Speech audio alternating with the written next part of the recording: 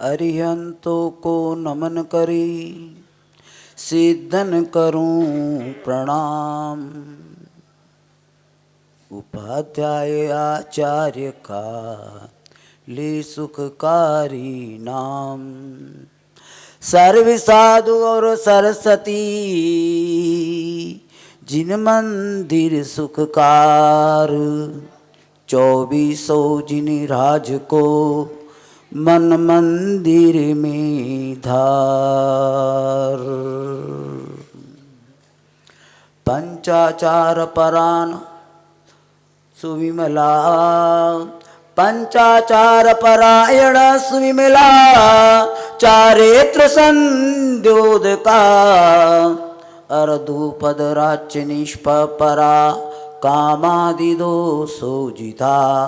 ब्राह्म्यंतर संगमो रहिता शुद्धात्म सम्राधका। आचार्यान देव पूजित पदा कुर्वन्तु मे मंगलम्। वर्धिमान आशीष दो गुरुवर आप महान। गुरु चरणों में जो रहे गुरुवर आप समान। गुरुवर आप समान। जय बोलो पंच परमेष्टि भगवान की जय। बोलो 24 तीर्थंकर भगवान की जय। जय बोलो आचार्य भगवंत वर्धमान सागर जी महाराज की जय। बोलो आचार्य श्री संघ की। बोलो मुनि मोक्ष सागर जी गुरुदेव की।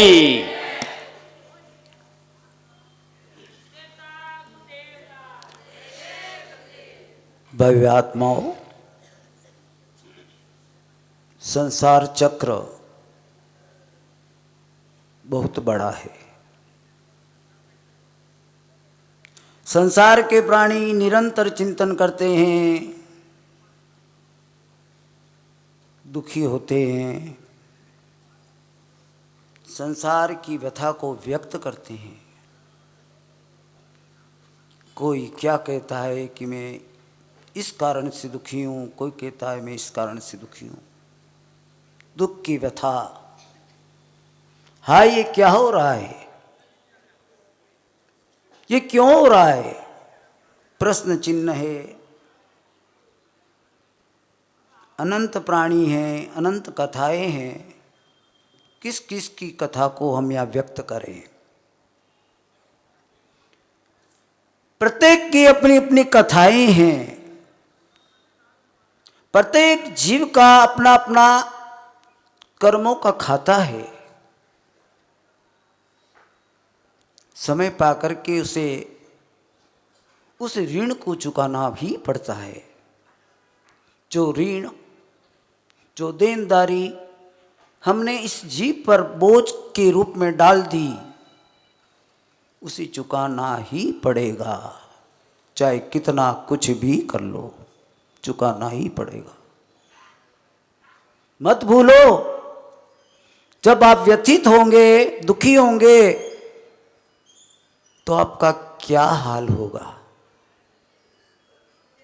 यही व्यथा, यही कथा सब जीवों की है और उसी कथा को हम बार बार कहते हैं।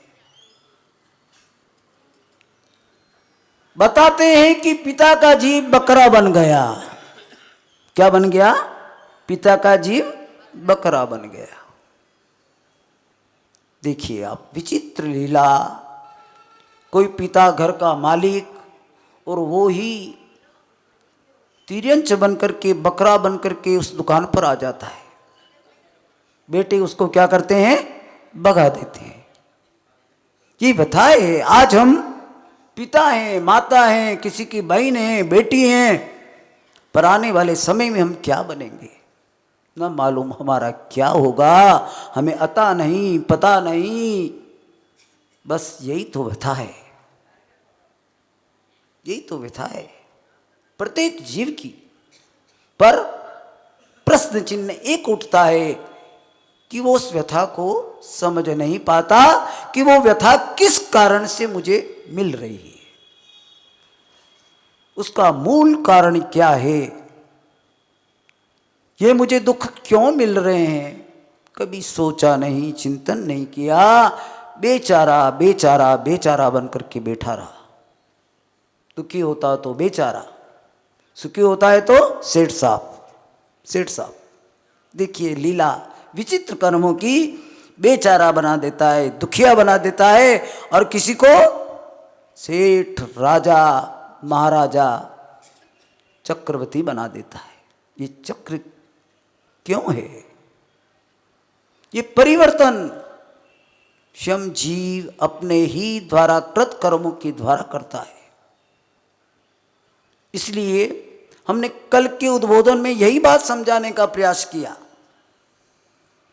कि अगर पिता का जीव बकरा बना तो पिता का जीव कोई नाग भी बन गया। नाग बना, अपनी संपत्ति के पास बैठ गया, किसी को उस कमरे में प्रवेश नहीं करने दे रहा है। देखो आप, बड़ा नाग बन गया। अब सारी की सारी संपत्ति उस कमरे में धरी रह गई, कोई भी उसमें प्रवेश नहीं कर सकता। फुकार मारता है, बेटे भी नहीं, कोई भी नहीं, घबरा गए। घर वाले कब करे तो क्या करें? देखिए पिता का जीव स्वयं ही जब नाग बन गया तो फिर सोचा कि क्या करें। किसी महात्मा के पास जाते हैं, साधु के पास जाकर के निवेदन करते हैं कि भगवान मेरी इस तरह का दुख है, मेरी सारी संपत्ति जिस कमरे में है उसमें नाग बैठा हुआ है, वो उसमें प्रवेश नहीं करने दे रहा है। बड़ी विचित्र स्थिति बनी। महात्मा जी ने कहा ठीक है, मैं आऊंगा, अवश्य तुम्हारे दुख को दूर करने का प्रयास करूंगा। वो आए, उस नाग को संबोधन किया, धर्म का उपदेश दिया। धर्म का उपदेश कुछ गले उतरा और वो नाग शांत हो गया, शांत हो गया। जैसे ही धर्म का उपदेश मिला, नाग शांत हो गया, समझ गया। उसे बता दिया कि तू पिछले भव में क्या था, तू इसी घर का मालिक था, सेठ था, और आज तुम पुनः इस तरह के कृत्य कर रहा है नाग बन करके, तो आने वाला जीवन तेरा कैसा होगा, समझ जा। ये संपत्ति, घर बार, वैभव, ये किसी का नहीं होता। कोई इसे अपना मानता है तो मूल में भूल है, उसे एक दिन उसे छोड़कर जाना ही पड़ता है। ऐसा कोई जीव होगा, बता दीजिए आप मुझे, कि जिस संपत्ति वैभव को साथ में ले गया हो। अगर कोई साथ जाता है तो एक धर्म साथ जाता है। ये ध्यान रखना, इस भुलैया में मत रहना कि हम जो कर रहे हैं, संपत्ति के पीछे भाग रहे हैं, दौड़ रहे हैं, आपस में वेर विमर्श कर रहे हैं संपत्ति तुच्छ भूमि के लिए। ये क्या है हमारा? कुछ भी साथ में नहीं ले जा सकेंगे, कुछ भी साथ में आने वाला नहीं है। सोचिए आप, तभी आपका भला होगा। अगर आपने सोच लिया कि ये संपत्ति मेरे साथ में नहीं जाने वाली है, ये वैभव मेरे साथ में नहीं जाने वाला है, ये कुटुंब मेरे साथ में नहीं जाने वाला है, तो फिर आपके मन में एक चिंतन उभर के आएगा, तो मेरे साथ में फिर कौन जाएगा? तो वहां एक ही उत्तर मिलेगा आपको कि धर्म हमारा सच्चा साथी है। धर्म हमारा सच्चा साथी है, वो कभी हमारा साथ नहीं छोड़ता। पर हम धर्म को करना नहीं चाहते, मन से नहीं करते। जो मन से पूजा करते हैं, पूजा उनको फल देती है। प्रभु पूजा भुक्त का, जो मन से पूजा करते हैं, पूजा उनको फल देती है। प्रभु पूजा भक्त पुजारी के सारे संकट हर लेती है। सीधा है। जो मन से काम करोगे धर्म का, वो धर्म आपका साथी बन जाएगा। कहते हैं कि बेटा बनकर के बाप के साथ किस तरह से बर्ताव करता है कुणिक का जीव, सैनिक जैसा महाराजा। देखिए, आत्मघात करने के लिए उसे मजबूर कर देता है। घबरा जाता है। जो गर्भ में आते ही मां के दोले में खून पीने की चेष्टा करता है। देखिए आप, जन्म लेता है, मां कहती है कि इसको नदी में बहा दिया जाए, पर पिता नहीं मानता। पिता जब जान रहा है कि ये मेरा खून पिएगा, मुझे आत्मघात करने के लिए मजबूर करेगा, तो भी पिता का जीव उससे किसी तरह का इस तरह का बर्ताव नहीं करता। ठीक है, कर्म का योग होगा तो ये मेरा बुरा करेगा। उसे बड़ा किया, सब कुछ किया, राजा बन बैठा और पिता को जेल में डाल दिया। ये है कर्मों की व्यथा। क्योंकि अगले भव में उसी श्रेणी राजा ने, वही पुत्र था जो उसका मित्र था, और उसके साथ उसने कई तरह की गलत चेष्टाएं की थी, उसको दुखी किया था, और वही बेर रूप में आकर के आज उसको दुखी कर रहा है। ये कर्म सिद्धांत है। आप जैसा करो वैसा भरो। इसलिए जीवन में एक सूत्र याद रखना, जियो और जीने दो का सिद्धांत पालन करना जैन धर्म का सबसे बड़ा सिद्धांत है। आप भी जियो और सामने वालों को भी जीने दो। बंधु, और भी आप सुनो, भाई बनकर के पार्श्वनाथ के जीव को किस तरह लगातार 10 भव तक सताता रहा। कौन? मरुभूति का जीव को मरुभूति जीव पार्श्वनाथ था, और कमट का जीव उसका बेरी बन गया। देखो अब भाई भाई, देखिए आप, ये संसार की व्यथा। मैंने पहले ही अपने पहले चरण में यही बात कही थी, संसार की व्यथा, संसार की कथा बड़ी विचित्र है। आज भाई है वो बेरी बन जाएगा, आज जो पत्नी है वो बेरी बन सकती है, एक मां है वो बेरी बन सकती है। देखिए, मां बन करके एक मुनिराज के शरीर का भक्षण कर रही है। देखो आप, कितनी बड़ी बात है। एक भाई भाई पर चक्र चला सकता है। कर्म का देखो कैसा विचित्र प्रभाव है। आप सोचिए कि आप क्या कर रहे हैं, सोच समझ के कदम रखिए कि आपके जीवन में कोई ऐसा कर्म आप न कर बैठे जिससे आने वाला जीवन आपका नष्ट हो जाए, दुखी हो जाए। मैं इसी छोटे छोटे उदाहरण से इस बात को समझाने की चेष्टा कर रहा हूं कि आप कर्म को बलशाली माने, और वो कर्म आप ही कर रहे हैं, दूसरा नहीं कर रहा है। सामने वाला निमित्त मात्र है, दुख का कारण तो आप स्वयं हैं, कोई दूसरा नहीं है। किसी को शरीर से दुखी है, कोई धन से दुखी है, कोई मन से दुखी है। बताओ कौन सुखी है, बताओ। कोई काम से दुखी है, अधिक काम का बोझ है उसके ऊपर। कोई टेंशन से, इतना टेंशन है कि टेंशन से दुखी दुखी दुखी। बताइए सुखी कौन है? इस संसार की इस विचित्र परिणति में हमें चिंतन करना पड़ेगा कि अगर भाई बनकर के कोई बेर ले सकता है, बेटा बनकर के कोई बेर ले सकता है, बाप बनकर कोई बेर ले सकता है, पत्नी बनकर के कोई बेर ले सकता है, तो फिर हमारा संसार में है कौन? हमें वैराग्य लाना पड़ेगा, ज्ञान को उपजाना पड़ेगा, सद्बुद्धि लानी पड़ेगी, क्योंकि ज्ञान और वैराग्य ही इस जीव को हित करने वाले हैं। सच्चा हित अगर कोई करेगा धर्म, और धर्म का अनुसरण करने पर संसार शरीर भोग से विरक्ति आनी प्रारंभ हो जाएगी। जब तक विरक्ति नहीं आती, संसार शरीर भोग से हमारा वैराग्य नहीं होता, तब तक हम हमारे कर्मों को काटने में समर्थ नहीं हो सकते। क्योंकि इसका एक ही सिद्धांत है कर्मों को काटने का, कि ये दिगंबर मुद्रा धारण करके ज्ञान ध्यान तप में लीन होकर के कर्मों को काटा जा सकता है। इसका एक सूत्र है, आप जितना आप इस कर्म के भरोसे रुलते जाएंगे, चक्र काटते जाएंगे, अनादि अनंत काल बीत गया और अनंत काल और भी बीत जाएगा, पर ये दुख दूर होने वाला नहीं है। ध्यान रखिए। आप दुखों से डरिए, संसार से भीरू बनिए, आपका भला होगा। जो संसार से भीरू नहीं बनेगा, संसार से डरपोक नहीं बनेगा, संसार के कर्म करते हुए अगर वो किसी तरह का पश्चाताप नहीं करेगा, आलोचना नहीं करेगा, प्रतिगमन नहीं करेगा, खुद की निंदा नहीं करेगा, तब तक उसका भला होने वाला नहीं।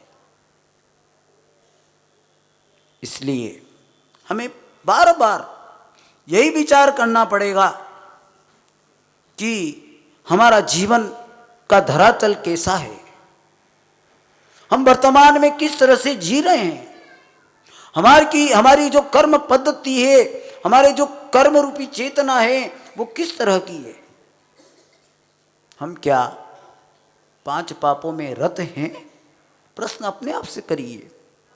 कोई किसी का भला नहीं करेगा। सामायिक प्रतिक्रमण यही बात बताती है। आप सोचें, स्वयं सोचें, स्वयं विचार करें कि मैं पाप कर रहा हूं या मैं पुण्य कर रहा हूं या मैं धर्म कर रहा हूं।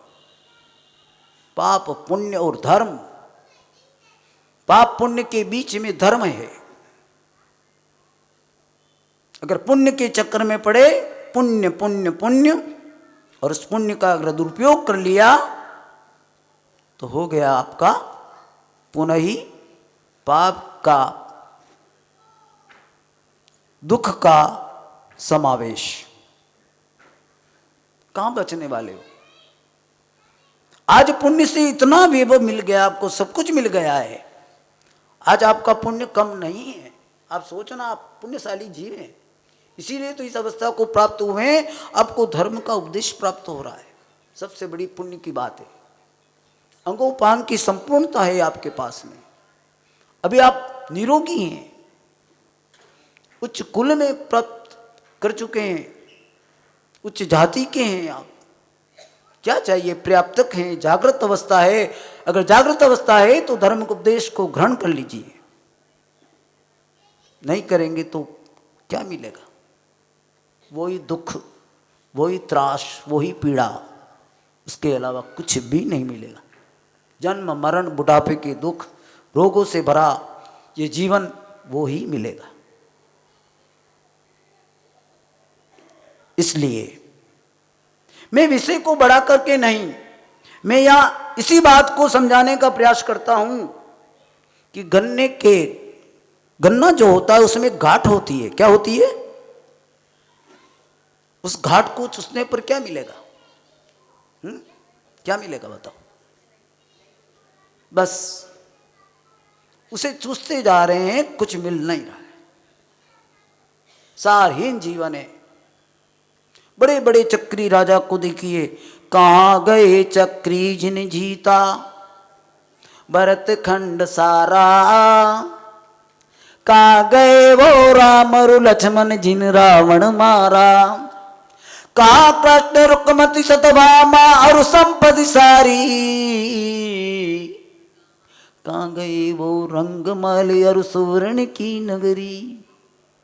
सब चले गए। नहीं रहे वो लोभी कौरव जूझ मरे रण में, गए राज तज पांडव वन को अग्नि लगी तन में। सोचो आप थोड़ा, इतने महापुरुष भी किस चक्कर में पड़ गए, कहां चले गए? कोई देखिए जंगल में अकेला, इतना नारायण जैसा महापुरुष जंगल में अकेला पड़ा है, प्यासा पड़ा है, प्यास लगी है और पानी भी नहीं मिला है, और अचानक एक तीर आकर के लग गया, मरण को प्राप्त हो गया। इतने बड़े महापुरुष की ये दशा। सोचिए, कर्म छोड़ता नहीं, चाहे वो बड़ा हो छोटा हो। बड़े बड़े राम नहीं रहे, रावण नहीं रहा, उनके बंगले नहीं रहे, उनकी रानियां नहीं रही, कहां गया वो वैभव? हम भी नहीं रहेंगे। हमारा भी ये सब ठाट बाट देखते देखते विलीन हो जाएगा। जिस तरह आकाश के अंदर बादल पल भर में विलीन हो जाते हैं, एक हवा का झोंका लगता है, बादल बिखर जाते हैं, बिजली चमकती है और पल भर में गायब हो जाती। ये संसार की दशा है। बालपन आया, यौवन आएगा, बुढ़ापा आ जाएगा, सारा का सारा धरा रह जाएगा। इस तरह का इस धरा पर सब धरा रह जाएगा, सब धरा रह जाएगा। ऐसा कौन सा प्राणी है जो साथ में ले जाएगा? कोई भी नहीं। तो बंधु, आज के दिन घंटी बज चुकी है, तो आपको यही संदेश दे रही है घंटी कि आप संभल जाइए। आपका सब ये वैभव पर पदार्थों का संपर्क, जो संगति पर पदार्थों के प्रति आसक्ति, सब यहां की यहां धरी रह जाएगी। आपको अकेला ही जाना है, अकेला ही मरण करना है, अकेले ही दुख भोगना है, कोई भी आपका साथी बनने वाला नहीं। इसलिए आप अपने जीवन के बारे में चिंतन करें, विचार करें, आपका भला होगा, आप सुखी बने, धर्म का आचरण प्रारंभ करें, धर्म को सच्चा साथी माने, इसी में आपका भला है। जी बोलो आचार्य वर्धमान सागर जी महाराज की।